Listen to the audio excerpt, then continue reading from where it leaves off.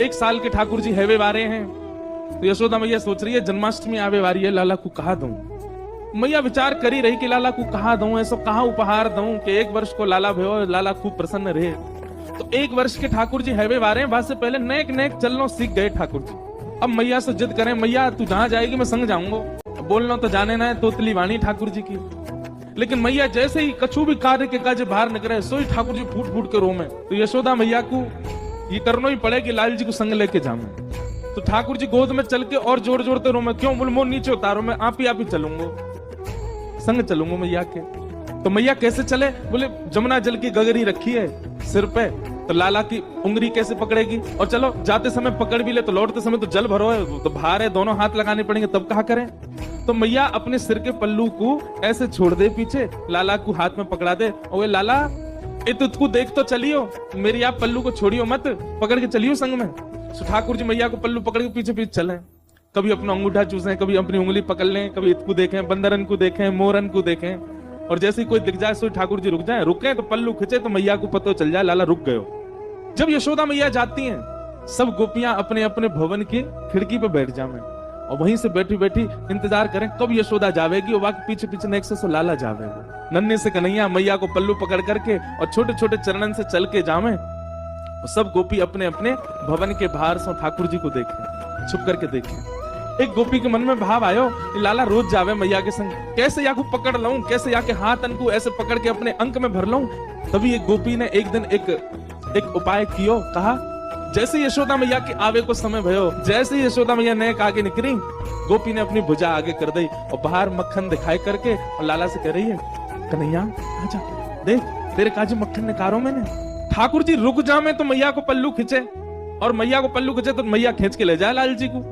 गोपी रोके तो हमेशा ही है, ठाकुर जी रुके पल्लू पकड़ के, मैया खींच के ले जाए। लेकिन आज मक्खन देख करके ठाकुर जी के चित्त में ऐसा लोभ उत्पन्न भयो कि ठाकुर जी ने जैसे ही माखन देखो है, मैया को पल्लू छूट गयो, अब मैया तो निकल गई आगे, कन्हैया अकेलो रह गयो वहीं। नेक्स्ट सोचो कन्हैया। गोपी गई दौड़ करके ठाकुर जी को अंक में भर के अपने कक्ष में ले आई, अपने घर में ले आई, भीतर ते चटकनी लगा ली और सामने खड़े कर लिए ठाकुर जी। एक एक रों का दर्शन कर रही है। ठाकुर जी को वाके प्रति आकर्षण नहीं, ठाकुर जी ढूंढ रहे मक्खन कहाँ है। ठाकुर जी रोने लगे, मोह मैया पास जानो है, मेरी मैया चली गई। गोपी कह रही, देख मक्खन खिलाऊंगी लाला। सो ठाकुर जी के रुदन बंद है जाए मक्खन के लोभ से। लाला खाएगो? हाँ खाऊंगो। ऐसे ना खवाऊंगी तो? बोले पहले मुझको हृदय से लगा। ठाकुर जी हृदय से लगा, मैं लोभ दे रही है मक्खन को, और गोपी अपना प्रेम प्रकट कर रही है ठाकुर जी के प्रति। ठाकुर जी हृदय से लग जाए। अब दे गोपी मक्खन, तुतला के बोले लाल जी। गोपी कह रही है मक्खन खाएगो? बोले हाँ, पहले नाच के दिखा। ठाकुर जी रोने लगे, बोले अच्छा देखते मक्खन खवाऊंगे। हाँ खवा, पहले नाच के दिखा। सो ठाकुर जी के मोटे मोटे आंसू हैं नेत्रन में, लेकिन ठाकुर जी नृत्य कर रहे हैं। क्यों? मक्खन खानो गोपी को। ठाकुर जी नृत्य करके दिखा रहे हैं। ठाकुर जी के संग सब लीला कर रही है गोपी। यशोदा मैया ने पीछे देखी, अरे मेरो लाला कहाँ गयो, मेरो कन्हैया कहाँ गयो। मटकी वहीं छोड़ दी, दौड़ी गलीन में जामे, चौबारीन में जामे, घर घर जाके पूछे मेरो लाला देखो, अरे मेरो कन्हैया देखो। बीच गोकुल में जाकर के यशोदा मैया जोर से चिल्ला रही है, कन्हैया ओ लाला कहाँ चलो गयो।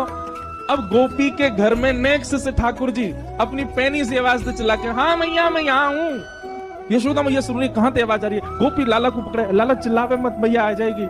मैया देख जा, गोपी ने मुंह को पकड़ लिया है, मार रही है मुंह को, जल्दी आ।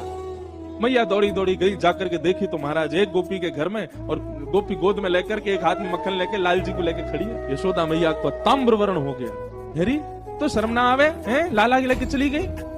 ना भैया मैं तो बस नेक माखन चखा रही, लाला को पूछ रही कैसे अपने बालक को चखा, मेरो लाला काय को ले गई, ला दे यहाँ पे।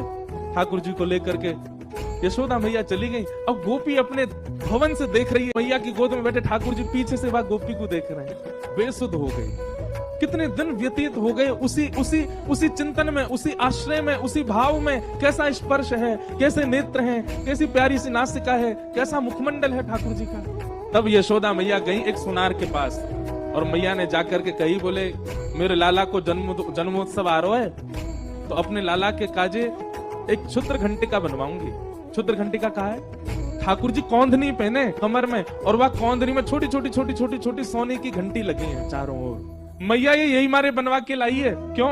लाला की कमर में बांध दे, और जब मैया जमुना जी जल भरवे जामे, सो लाला जब मटक के पीछे चले सबरी घंटी बजे। तो मैया को पता लगती रहे कि लाला संग चल लो। जैसे ही कोई गोपी लोभ दे और ठाकुर जी वहां को भाजे, सोई मैया को पता, अच्छा यहाँ तक घंटी आवाज आ रही, लाला भाज को दिखे, सोई मैया जावे पकड़ के ले आवे, चल मेरे संग। इतनी सुंदर भाव। मैया क्षुद्र घंटिका की कौंधरी बनवा करके लाई। लाला को जन्मोत्सव पहले दिन सुबह उठाते ही ठाकुर जी अभी नहाए भी नहाए, ताते जलते मुंह पहुंच दिया बस। और यशोदा मैया ने ठाकुर जी की कमर में कौंधनी पहना दी। ठाकुर जी को इतनी भाई बातें निकरवे वारे स्वर इतने प्रिय लगे ठाकुर जी को। अब तो ठाकुर जी अपने सखान के पास बिल्कुल अधरते जामे, जो बजे नहीं, धीमे धीमे जामे।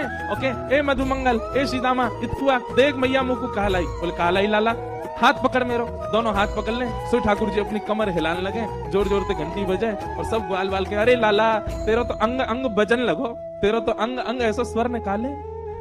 लेकिन गोपियों को वो क्षुद्र घंटिका ऐसी लगती है मानो जैसे हमारी बैरनी आ गई है कोई, जैसे मानो हमारी कोई सौत आ गई है। ठाकुर जी की कमर में जब ते आई है, अब लाल जी हमारे पास ना आए, क्यों? स्वर आ जाए मैया को, मैया जाके पकड़ ले लाल जी को।